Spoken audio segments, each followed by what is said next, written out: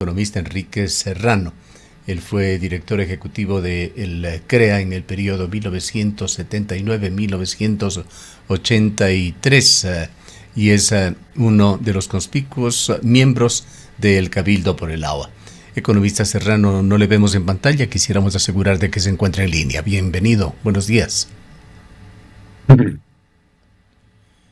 Le escuchamos, a ver si podría poner su Buenos días, imagen. ingeniero. Me parece que es de ustedes que tienen que liberar para que aparezca la imagen.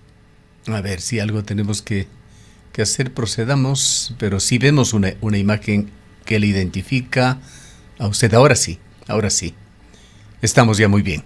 Quisiera en todo caso iniciar este diálogo preguntándole sobre con los últimos pasos que ha dado el gobierno de Daniel Noboa.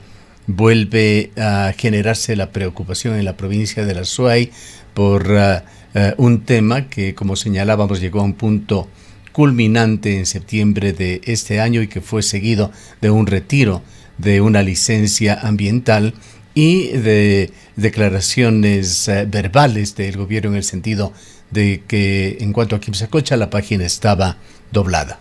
¿Efectivamente es así? Bueno, realmente todavía no está cancelada la concesión. Nosotros solicitamos la cancelación de todas las concesiones en el área del macizo del Cajas. Hay que entender que el área del macizo del Cajas comprende las cuencas hidrográficas y las áreas de recarga hídrica de los cuatro ríos que pasan por Cuenca y otros ríos que van hacia el Golfo del Pacífico, hacia el Océano Pacífico, es decir, son el Balao, el Norcay, etcétera, una serie de ríos.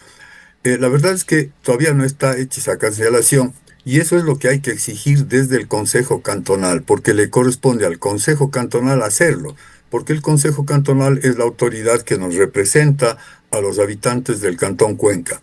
Quiero yo decirle que esta ley realmente tiene que ser pensada desde nuestra realidad, esta propuesta de ley orgánica reformatoria a los sectores del agua y al sector de energía eléctrica. Realmente es un absurdo total ese proyecto de ley y ante el absurdo tenemos no solo que resistir, sino tenemos que rebelarnos y hacer escuchar nuestras voces. Pensemos un momento lo que significaría para Cuenca la destrucción de todos los ecosistemas del páramo y de los bosques y áreas protectoras del páramo. Eso significaría la reducción de la calidad del agua y de la cantidad del agua, porque las empresas mineras quieren utilizar el agua que hay en el Cajas. De hecho, y ya lo hicieron en el caso de Río Blanco, en una actividad inicial. Lamentablemente acá hay una opacidad y un afán de engaño desde el gobierno central para hacernos creer que estas leyes van a ser beneficiosas económicamente. Tampoco lo son. Ellos están utilizando el concepto de costo-beneficio o beneficio-costo, pero eso es irreal a corto plazo, porque a corto plazo los ingresos que está produciendo la actividad minera no son de ninguna manera los que ellos señalan. Y tampoco eso va a beneficiar el déficit fiscal o va a significar un monto de ingresos importantes. De tal manera que es absurda esa ley y nosotros desde acá, desde la SOAI, tenemos que, si es necesario, volver a hacer varios quintos ríos para decirle al gobierno central y a su representante acá en la provincia, ¿no es cierto?, el señor gobernador, realmente las gobernaciones no tienen ningún sentido, son instituciones que representan los intereses del centralismo y del gobierno central para decirles que nosotros no estamos de acuerdo con esta ley y que no la vamos a aceptar. Y en esa misma dirección tienen que pronunciarse todos los asambleístas por el Azuay. Aquí no tienen que haber diferencias entre que si son originarios de una parcela política o de otra parcela política, sino que tienen que pronunciarse defendiendo los intereses de Azuay y de Cuenca, y al defender estos intereses defienden los intereses de todos los habitantes de la República de Ecuador. Es absurdo este proyecto de ley. ¿Se imagina usted lo que es reducir los plazos para los estudios de proyectos que afectan a la vida misma de conjuntos humanos importantes? Vea usted que para construir una casa que es una inversión pequeña, relativamente hay que hacer planos, hay que someter a los vistos buenos de las autoridades, etcétera. Para hacer una obra de infraestructura, como por ejemplo el intercambiador Monay y IES, hubo necesidad de hacer proyectos y estudios que tomaron más de 2 años. ¿Cómo puede ser que en esta ley se quiera facilitar y habilitar la explotación minera con plazos de 30 días? Es absolutamente absurdo y Además tonto, de esta lamentable. característica de la ley de económico urgente, usted ha señalado en su primera declaración de que esta ley es un absurdo. ¿Cuáles son los absurdos que encuentra usted en esta ley, en esta propuesta de ley? Bueno, realmente primero el concepto de que va a haber un beneficio para la caja fiscal. Se habla de que en el año actual hay un déficit muy grande, como de 16.000 millones de dólares, pero eso no va a entrar, ese monto de ingresos no se va a producir en un año de ninguna manera. Ese es un primer absurdo en el razonamiento que hace el doctor Herrería. Después, hablando de reducir los plazos, de reducirlos a 30 días y acudir al silencio administrativo, algo así. También es un absurdo. Fíjese usted que aquí para sacar la patente de un negocio en la municipalidad hay necesidad de que pase el tiempo. Como mencionaba, si uno va a hacer una casa, tiene que hacer los planos, someter esos planos al visto bueno de los técnicos. Para hacer una obra de infraestructura mayor, igual, con cálculos para otorgar, digamos, seriedad y saber que sus proyectos van a servir a lo social. Los ingresos que podrían venir por la minería tampoco están claros. El gobierno no, el Banco Central, el Ministerio del Ambiente y Energía no dicen la verdad, no conocen, no dicen cuánto mismo es el ingreso que tanto dice que ha beneficiado al gobierno central con la explotación de Cóndor Mirador o de la fruta del norte. La verdad es que no hay una total opacidad y tampoco esos ingresos van a ir a la caja fiscal. Los ingresos por la explotación minera irán a los dueños de las compañías mineras. Es decir, no es que ingresan al Ecuador, sino se van fuera del Ecuador. No es el caso del petróleo, digamos. Entonces, estos son tres absurdos, ¿no? Ni qué decir de la destrucción de los ecosistemas que rompen, por tanto, el ciclo del agua, el ciclo natural del agua. Es decir, entonces tendremos la desertificación de los páramos y la contaminación absoluta. Es decir, ese es también un absurdo. ¿Frente a qué? Frente a nada, mi estimado Gustavo. Los temas de las urgencias no quedan solamente en la forma de tratamiento en la Asamblea Nacional, que tiene 25 días para evacuar dos proyectos económicos urgentes. Están también en el cuerpo de la ley esos plazos perentorios que se van a exigir al propio Ministerio del Ambiente y a la Autoridad del Agua. ¿Qué riesgos ve usted encierra esa parte de la propuesta? Todo está hecho con una idea de beneficiar a ciertos grupos económicos, incluyendo el grupo económico de la familia del presidente Noboa, de la que conocemos tiene acciones de participación en compañías extranjeras. Esto es muy claro, esto ha sido evidenciado y es documentado en el caso de explotaciones mineras en las provincias de Cotopaxi bueno, de Cotopaxi principalmente y de Tungurahua, o perdón, de Bolívar. Y entonces, esto es claro, entonces ellos tienen estos intereses, tal como tienen intereses en expandir el proyecto portuario del puerto de Pozorja con la DP World. Es decir, lamentablemente el grupo presidencial anda privilegiando sus intereses familiares y personales. Esto es así, hay que decirlo con absoluta claridad. Entonces, esta realidad, repito, perdón, porque yo quiero insistir en eso, a que reflexionemos los cuencanos y los azuayos con claridad, igual los asambleístas de ADN o asambleístas de la Revolución Ciudadana, en fin, tienen que entender que esto no puede pasar para Cuenca y el Azuay. Yo insisto en esto porque a veces nosotros en nuestro análisis generalizamos a nivel nacional, pero ocurre que desde el nivel nacional a veces no se preocupan de nuestras realidades y de nuestros temas. Ahí tenemos la red vial, un desastre. La destrucción de la cuenca del Paute, otro desastre. Fíjese usted que la explotación minera en las áreas del macizo del Cajas y en la provincia de La Suay reducirían el aporte hídrico hacia el complejo hidroeléctrico Paute. Este es otro absurdo que no se da cuenta la ministra del Ambiente y Energía. Es decir, se reduce la cantidad de agua que baja por el río Paute y por tanto se reduce la producción de hidroelectricidad en el complejo hidroeléctrico Paute. En fin, yo pienso que es fundamental que el Consejo Cantonal resuelva, como ya lo ha hecho, como lo hizo hace casi un año, el 16 de enero del 2025, cuando resolvió prohibir la minería legal e ilegal, con voto de quien ahora es actualmente el gobernador, que en ese entonces era concejal. Entonces, esos intereses están por encima, los intereses de la vida están por encima de los intereses lacayos económicos inmediatistas, estimado Gustavo. Basado en su experiencia en proyectos de desarrollo regional, con su amplísima experiencia en el Centro de Reconversión Económica de Soy, Cañari, Morona, Santiago, que dicho sea de paso, dejó sembradas obras que persisten en cuanto a sus efectos positivos hasta el día de hoy. Y sumando a esto la experiencia sobre Quimsacocha, ¿considera usted que es técnicamente posible que la Autoridad Única del Agua emita un pronunciamiento técnico responsable sobre aguas subterráneas y caudales, por ejemplo, en solamente 30 días? Es un absurdo, estimado Gustavo.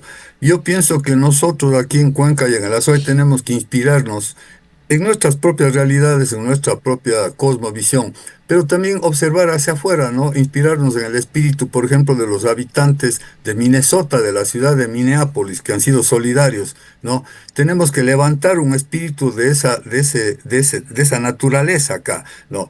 Es absurdo, es decir, mire usted, crea en el año 1981 a 1983, desarrolló un estudio de las cuencas hidrográficas de los ríos Paute, Cañar y Jubones. Esos estudios están en el archivo que está ahora deteriorándose allí en la zona del CREA, y en esos archivos se planteaba la necesidad de hacer un plan hidráulico, un plan hídrico que contemple la oferta y la demanda de agua hasta el año 2050. Y justamente a partir de esos estudios, Etapa desarrolló los estudios denominados planes maestros también. O sea, les sirvió esa información que se hizo en esa época. Siempre fue eso muy importante, teniendo en cuenta que aquí estaba el complejo hidroeléctrico Paute, el más importante, y había que cuidar la cuenca del Paute. Inclusive se estableció un programa que se llamaba Unidad de Manejo de la Cuenca del Paute. Luego se estableció el Consejo de Conservación y Protección de la Cuenca del Paute, fruto del que salió la idea del el Consejo de Manejo de la Cuenca del Río Machangara. Es decir, esto hay que divulgarlo a nivel nacional. Tienen que ser los asambleístas los que hablen a nivel nacional. Tienen que ser las autoridades locales también, no solo el señor alcalde. El alcalde ha sido un luchador en defensa del agua. Esto es real. Él estuvo en la Comisión de Medio Ambiente, él auspició y favoreció el informe de etapa el año anterior, el año anterior, luego ha obtenido la resolución del Consejo y ha hecho frente al gobierno central y a los abusos del gobierno central. Entonces, dejando de lado una serie de intereses a lo mejor pequeños, hay que hacer en el Consejo Cantonal un solo vocerío para que se pronuncie diciendo que no están de acuerdo y que rechazan este proyecto de ley reformatoria presentado, estimado Eduardo, Ahora, estimado Gustavo, perdón. economista, muy buenos días. También sería importante analizar cómo quedan o cuál termina siendo el rol de los gobiernos autónomos descentralizados con estas propuestas de reforma de ley. Por ahí, en alguna parte de la propuesta remitida por el presidente de la República, Daniel Noboa, habla de un plazo corto para que los gobiernos descentralizados se pronuncien sobre las áreas de protección ambiental. Se habla de actualizaciones respecto de la planificación y uso, sobre todo, del suelo en materia ambiental. También es de preocupación considerando las competencias que en este caso tienen, de acuerdo a la propia normativa jurídica del país, las juntas parroquiales, los municipios, las prefecturas. Tiene que haber un debate ampliado, abierto, en el que participen todas las instituciones de la localidad, estimada Rosana. No puede la tierra o el suelo convertirse en una mercancía, ¿no? Que es un poco lo que ha estado ocurriendo. Sin embargo, tiene eso que debatirse y tiene que establecerse en el plan de desarrollo y ordenamiento territorial urbano y rural. Se ha dado mucha prioridad a lo urbano, pero no a lo rural. De hecho, Azuay tiene la segunda área más grande del ecosistema de páramo. Por eso es que hay agua, porque hay el ecosistema de páramo y los bosques laterales, digamos, que están en las cejas.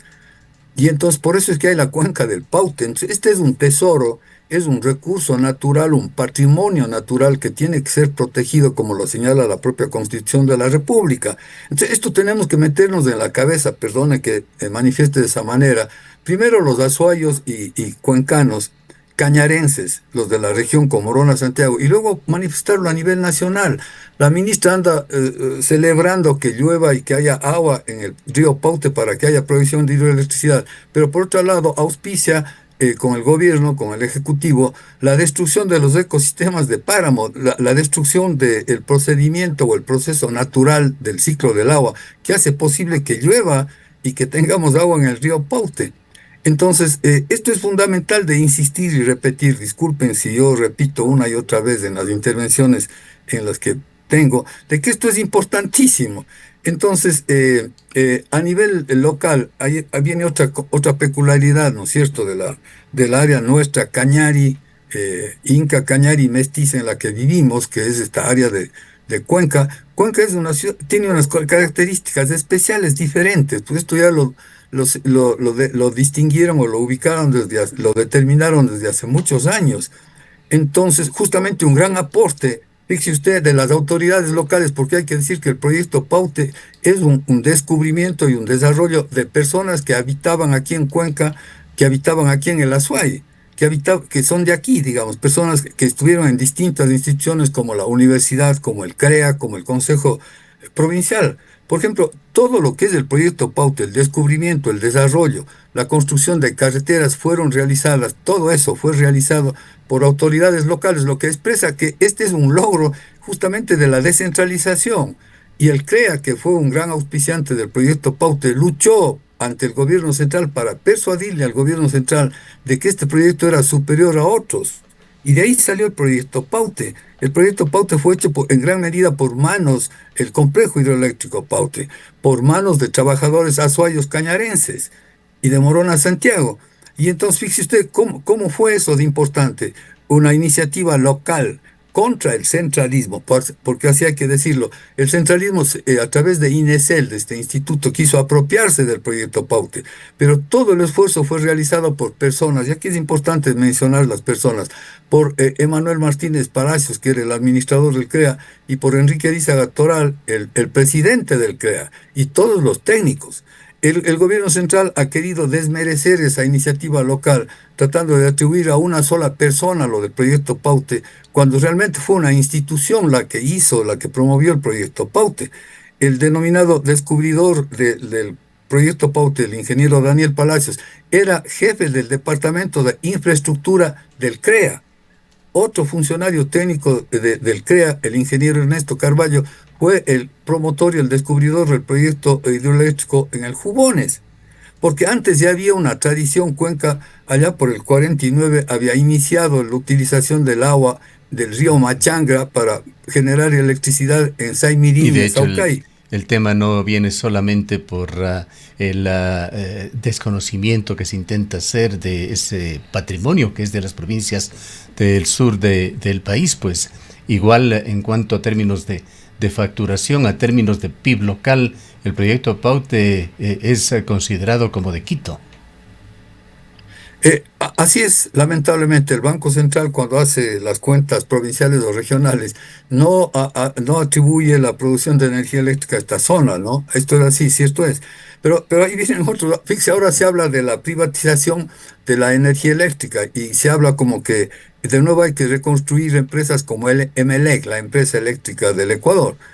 Resulta que cuando se inauguró el proyecto Pauta en 1983, la primera fase, en 1983, cuando empezó a generarse en la central Molino, siendo la energía hidroeléctrica mucho menos costosa, las tarifas iban más bien a bajar a nivel nacional. Sin embargo, los intereses de Emelec y de los grupos asociados a Emelec presionaron ante el Instituto de Electrificación de ese entonces, INESEL, para que se suba la tarifa de energía eléctrica, para que se la ponga al mismo nivel de la tarifa que cobraba Emelec. De tal forma, pues, que tampoco es cierto esto de que las empresas privadas son mucho más eficientes y producen a menos costo. Volviendo Esto no es al cierto. tema actual, antes de que se nos agote el tiempo, es también importante conocer de una persona como usted su concepto sobre ese silencio administrativo positivo que se ha puesto como uno de los ingredientes de esta nueva ley que se lo está tratando ya en la Asamblea Nacional. ¿Qué es esto del silencio administrativo positivo? ¿Cómo se compatibiliza con ese deber del Estado de custodiar, en este caso, las cuencas hidrográficas, que en su mayoría son territorios mineros según el catastro? Sí, bueno, primero a quien habría que aplicarle lo del silencio administrativo sería la ministra del Ambiente y Energía, nos daría un favor, porque hace una serie de declaraciones insensatas. Realmente es eso del silencio administrativo, es para temas menores, para temas más pequeños, pero no para materias de este nivel, de esta sustancia, que afectan la vida. En el caso de esta nueva ley de aplicarse y de aprobarse, significaría la destrucción progresiva de las fuentes de agua y por tanto la supresión o reducción o envenenamiento del agua para más de 600.000 habitantes. Es decir, esto no es un asunto que puede resolverse con silencio administrativo. Disculpe si yo me enfoco en lo de Cuenca, porque es concretamente lo que vamos a vivir nosotros si es que llegara a aprobarse esta absurda ley. Por otro lado, de hecho, todo esto nos lleva a una situación de tensión social, en fin, de absurdos, como yo dije al comienzo. Eh, yo creo que otras personas que han intervenido con mayor autoridad que yo han hecho una explicación de las falencias y de las fallas técnicas y de concepto que tiene este proyecto de ley. Por ejemplo, debería haber primerito una consulta prelegislativa. Eh, y ellos ya lo han dicho. Yo me he querido más bien enfocar en esto de qué significa para los cuencanos, para quienes habitamos en Cuenca y en el Azuay, de aprobarse esta ley. Es un absurdo. Estamos luchando porque se cancele definitivamente todas las concesiones en el macizo del Cajas. Y esto es lo que tenemos que seguir insistiendo, mi estimado Gustavo. Hay otro tema preocupante. ¿Cómo quedarían las posibilidades de auditar estos proyectos, de hacer contraloría social, veedurías, en forma posterior a las eventuales autorizaciones que del Estado? Digamos, eso se reduce totalmente y obviamente hay una serie de obstáculos. Resulta que el gobierno actual está muy alineado con los intereses de las transnacionales y de otros estados imperiales, no solo el de Estados Unidos, está China también. Ellos quieren apropiarse y asegurarse de la provisión de recursos minerales, de metales importantes, como por ejemplo el cobre, ¿no es cierto? Fíjese usted, Gustavo, y perdóneme que aquí digo una cosa. ¿Por qué la gente se lanza al oro? Porque la cotización del oro está como nunca altísima. ¿Quiénes son los que originan esa cotización tan alta del oro? Los bancos centrales de los países del hemisferio norte, principalmente. Es igual que en el caso de la droga. Mientras haya demanda de droga, siempre habrá proveedores. El problema no solo es el asunto de proveedores o transportadores, sino de que se reduzca esa demanda. Perdóneme que introduzca este tema.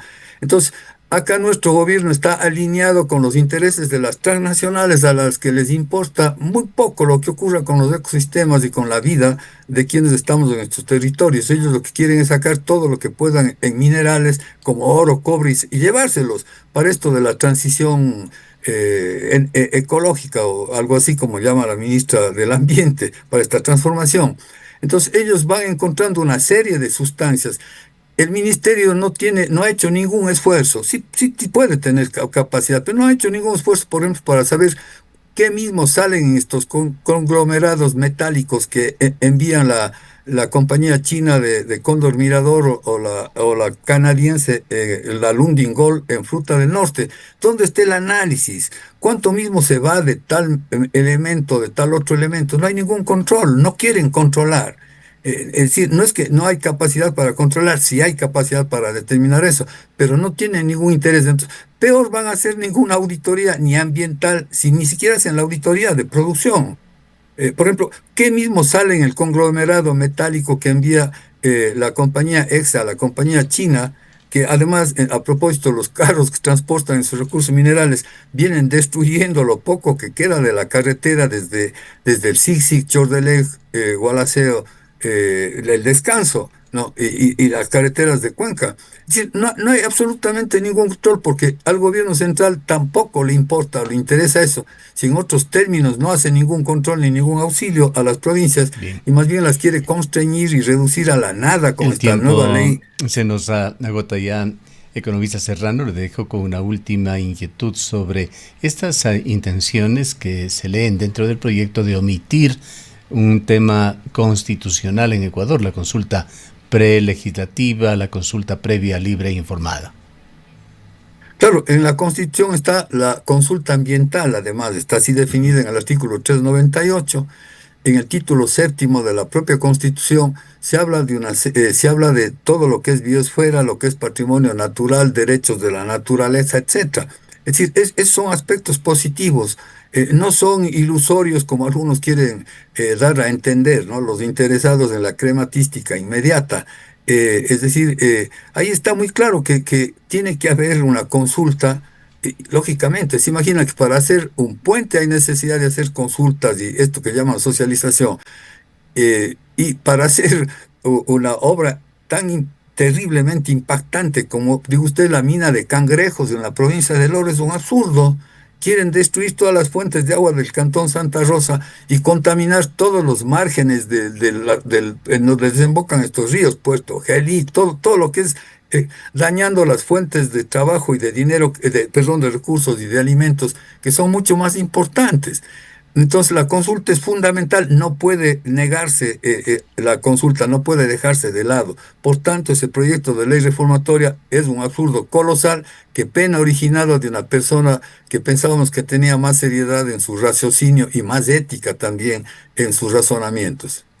Bien, le agradecemos muchísimo por haber estado con nosotros. A usted muchas gracias, ingeniero. Declaraciones del economista Enrique Serrano. Él fue director ejecutivo del CREA hasta el año 1983 y es miembro del Cabildo por el Agua.